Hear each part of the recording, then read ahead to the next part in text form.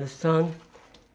امروز برام یه دونه لپتاپ HP آوردن که مدل دقیقش رو اگه بخوام بهتون بگم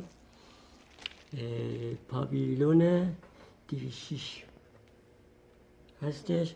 مشتری میگفت که صدای اسپیکر نداره. تنظیمات نرم‌افزاری که انجام دادم هیچ مشکلی نداشت، اما اینجا رو توجه کنید بچه‌ها.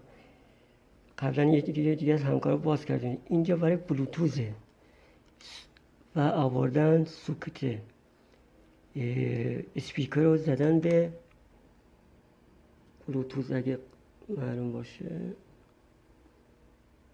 اینجا رو نگاه کنید و باید به اینجا وصل بشه. ممنون میشم کانال ما رو سابسکرایب کنید، این زنگوله رو هم بزنید.